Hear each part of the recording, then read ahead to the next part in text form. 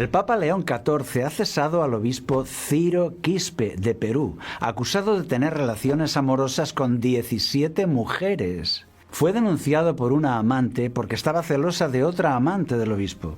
En Madrid, el pasado mes de marzo, un sacerdote católico fue condenado a 10 años de cárcel por abusar sexualmente de 2 monaguillos.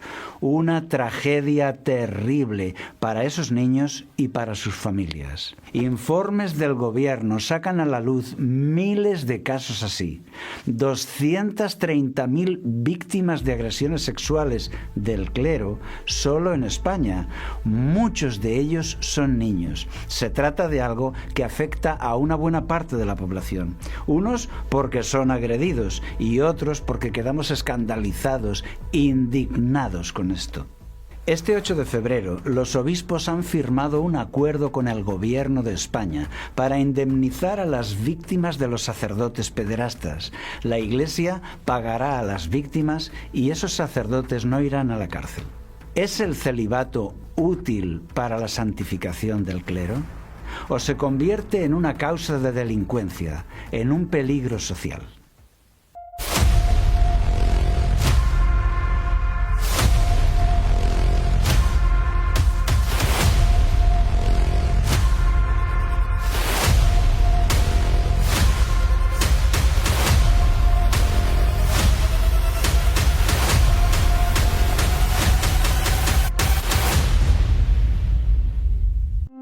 Con faldas y a lo loco.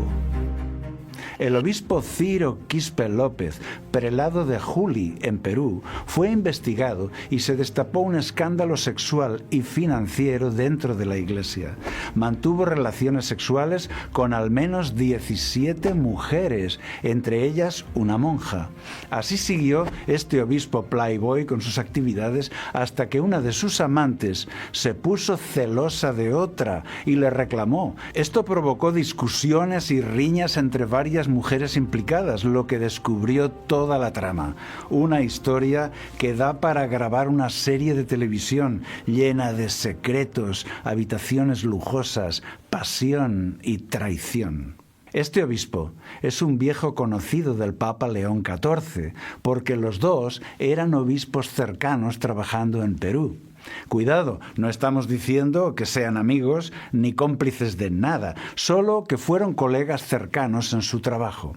Según la prensa vaticana, el 24 de septiembre de 2025, el Papa León XIV aceptó la renuncia del obispo Quispe. Le han llamado Don Juan Tenorio Episcopal. Otros han tratado de defenderle, diciendo que no tenía 17 amantes, sino solo 10. El problema es que estos escándalos se han hecho muy frecuentes.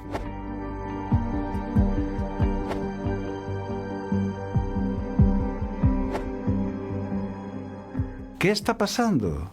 Es muy desanimador porque la gente espera que ellos serán un ejemplo de moral, serán un referente de santidad. Y tú dirás, pero solo son una minoría de los sacerdotes. Hombre, claro, eso quiere decir que no debemos alarmarnos hasta que sean una mayoría los sacerdotes violadores. ¿Me estás diciendo que no hay que protestar porque solo una minoría del clero son pederastas y delincuentes? Por favor, sería como decir que no podemos condenar a los estafadores porque solo son una minoría de los comerciantes. No, el clero debe cumplir la ley como todos. Cifras que asustan. Pero yo pregunto, ¿realmente son muy pocos los sacerdotes violadores? Porque todos queremos creer que son una minoría insignificante, ¿verdad?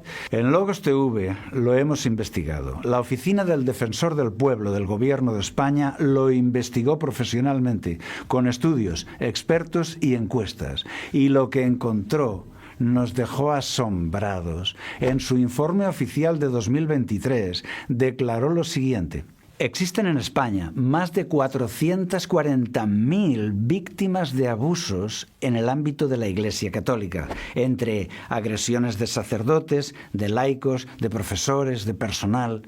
Un gran número de víctimas que supone el 1,13% de la población. Y ahora, víctimas directas del clero.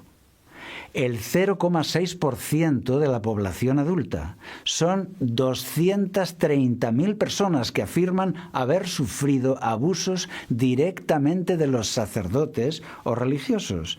Es demasiado, pero si solo hay 15.000 sacerdotes en España, si hacemos una sencilla estadística, sale una media de 15 agresiones sexuales por cada sacerdote, de media. Esto es intolerable. Ya sé que muchos sacerdotes son inocentes, por supuesto, faltaría más. Hablamos aquí solo de los culpables. Los números son impresionantes, demoledores. Yo no sabía que este problema era tan grande. Lo he leído en los periódicos y estoy asombrado. Este asunto es repugnante porque reúne perversión sexual con abuso de poder, con hipocresía religiosa. Por eso han habido protestas públicas, incluso ante el Vaticano. Una de las pancartas cambiaba una frase de Jesús y decía: Señor, no les perdones porque sí saben lo que hacen. Pero la Iglesia en España solo había reconocido oficialmente unos 1.000 casos. Esto significa que más del 99% de las víctimas no lo han denunciado o sus casos no han sido registrados por la Iglesia. Es muchísima gente. 230.000 víctimas en España. Entonces, ¿cuántas habrá en un país grande como México? ¿1 millón? ¿Cuántas habrá en el mundo? Mira, en Logos TV nunca hemos hablado de esto, nunca hemos publicado nada sobre los sacerdotes violadores, porque es de muy mal gusto este tema, pero al conocer ahora las cifras oficiales del gobierno, nos hemos quedado atónitos. Esto no se puede soportar, hay que hacer algo. El sufrimiento mental de ser violado y encima que nadie te crea, ha llevado a algunos niños al suicidio, como lo oyes. Hoy visto una camisa negra para recordar a todos esos niños inocentes, porque ellos están muertos mientras sus agresores están celebrando misa. Diferentes comisiones de expertos han estudiado el asunto en Alemania, en Pensilvania, Estados Unidos, en Australia, en Irlanda. Las conclusiones de estos estudios siempre son las mismas. Son crímenes masivos en extensión, confirmados, sistemáticos, que se practican en todos los países donde los sacerdotes católicos tienen poder en la sociedad. Todo esto se conoce con precisión. Así que, por favor, abrid bien los ojos a vuestro alrededor, proteged a los niños de estos depredadores. La respuesta del Vaticano, por muchos años, ha sido absolver por falta de pruebas y alejar a los pedófilos de sus víctimas mediante un traslado a otra región. Con eso se ponía en riesgo a nuevas víctimas porque el delincuente no era castigado, quedaba libre para continuar. Algunos creyentes no quieren denunciar esto para no perjudicar a la Iglesia a la que aman. Gran error. La Iglesia necesita ser limpiada de este tipo de personas que la traicionan y la perjudican. Denunciar es un deber cristiano. Denunciar es clave. Es clave para poner en marcha medidas que garanticen tu seguridad. Denunciar es clave para prevenir que el agresor ya no haga más daño a ti ni a otras personas. Tu denuncia va a proteger a otros que ahora están en peligro. Denunciar es clave para acceder a los servicios médicos, psicológicos y legales para ayudarte a superar ese difícil momento. Denunciar es el primer paso para que el hecho que has sufrido pueda ser esclarecido, puede ayudarte a cerrar ese capítulo doloroso y a encontrar descanso. Denunciar es clave para que el agresor asuma las consecuencias de sus actos.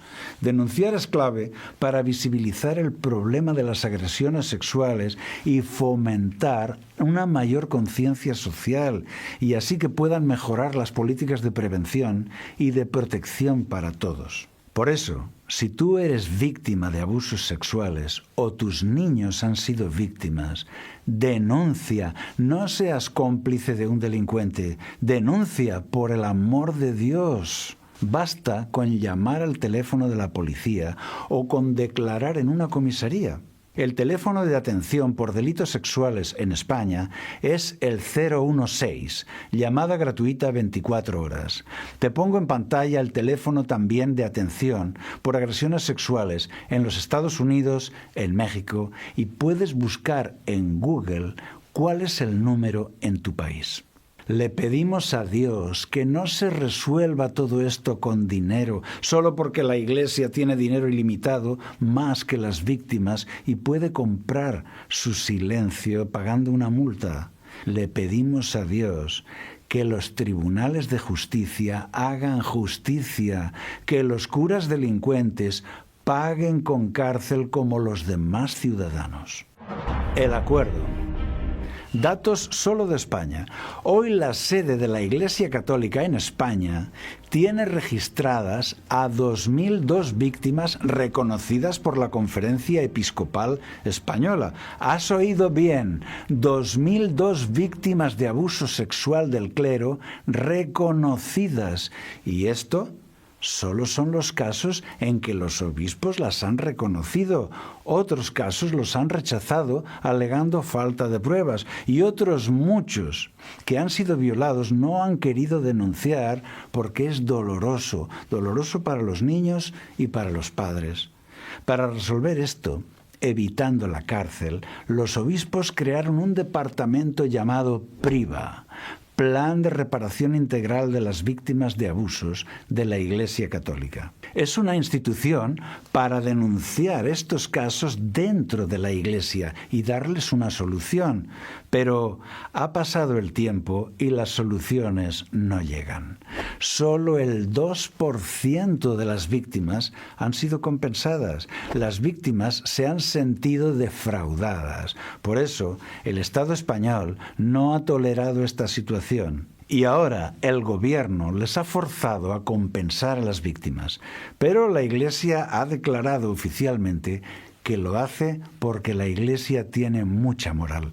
¿Y cómo es este acuerdo? Se trata de un sistema mixto de 3 participantes: la Iglesia, el Estado y las víctimas. En caso de desacuerdo, la última palabra la tiene el defensor del pueblo. El pago de las reparaciones económicas corre a cargo de la Iglesia Católica y las víctimas recibirán ese dinero libre de impuestos.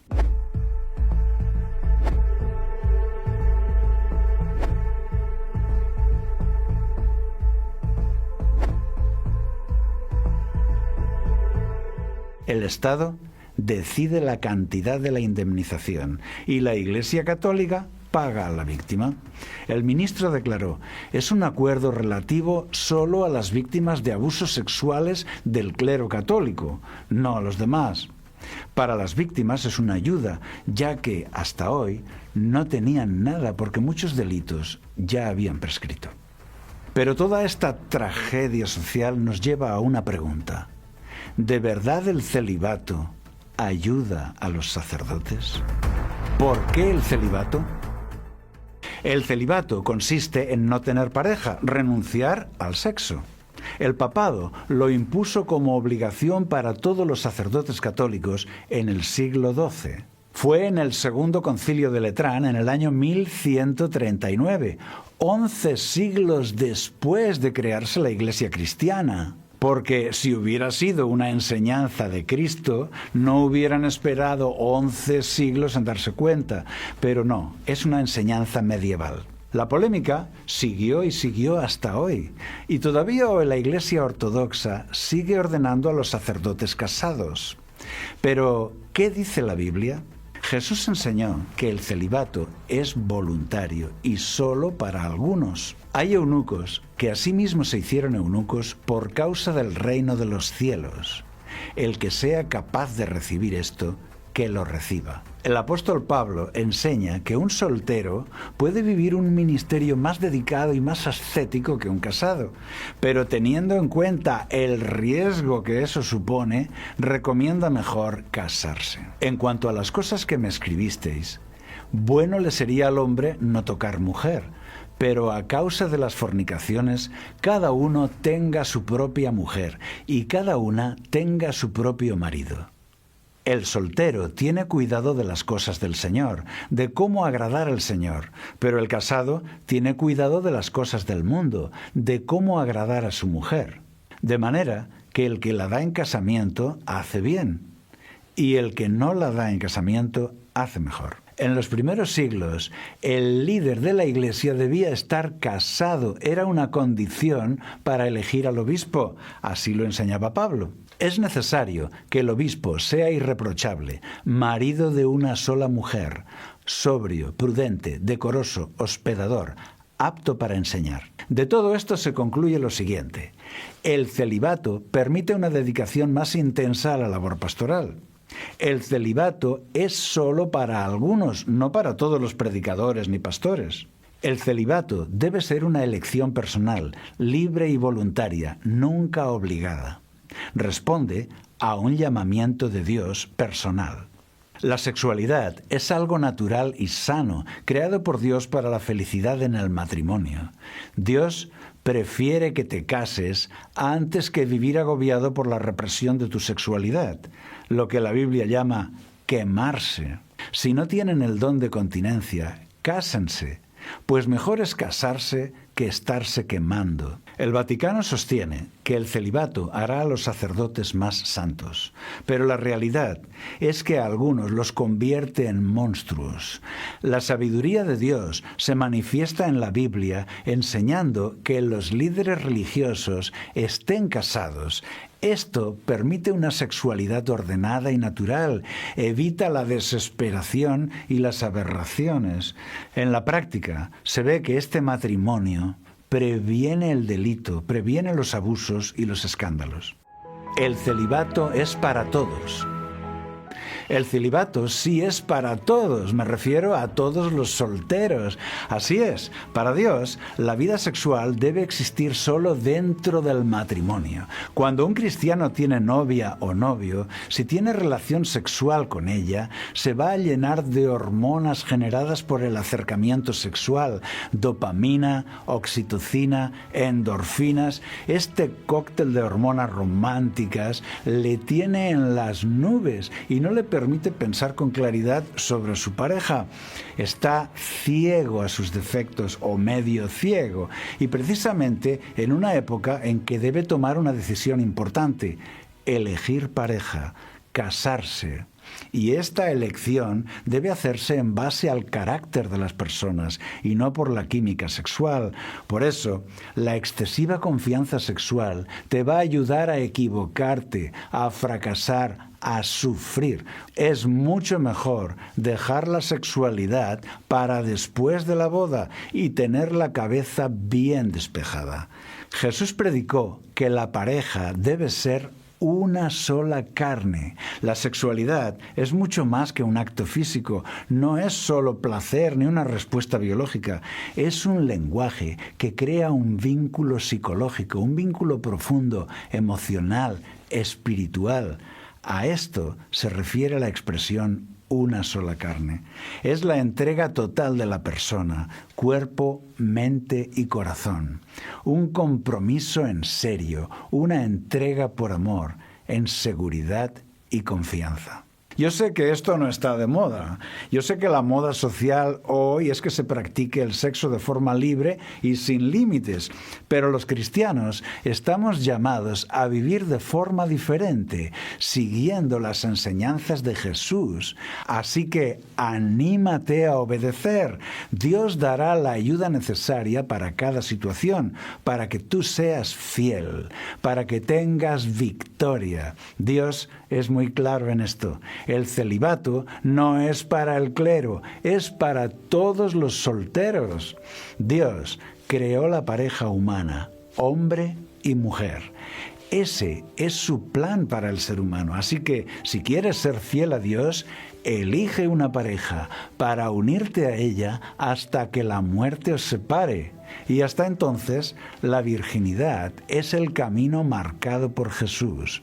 entra en ese plan de entrenamiento diseñado por Dios que se llama obediencia. El que es fiel en lo poco, también lo será en lo mucho, y el que no es íntegro en lo pequeño, tampoco lo será en lo grande. Tenemos recursos gratis para ti, estudios de la Biblia y buenos libros. Te dejo los enlaces en la descripción del vídeo. Son lo mejor para aprender. Si te gusta este contenido, compártelo, apóyanos con un like y con tu comentario. Suscríbete para recibir más vídeos. Recibe un abrazo de todo el equipo de Logos TV y que Dios te acompañe siempre. El grupo periodístico El País puso en marcha en 2018 una investigación de la pederastia en la Iglesia y tiene una base de datos actualizada con todos los casos conocidos. Si conoces algún caso que no haya visto la luz, puedes escribir a la dirección email que aparece en pantalla. Si tú eres católico y deseas que el problema sea resuelto solo dentro de la Iglesia Católica, puedes denunciarlo a PRIVA, Plan de Reparación Integral a Víctimas de Abusos en la Iglesia Católica.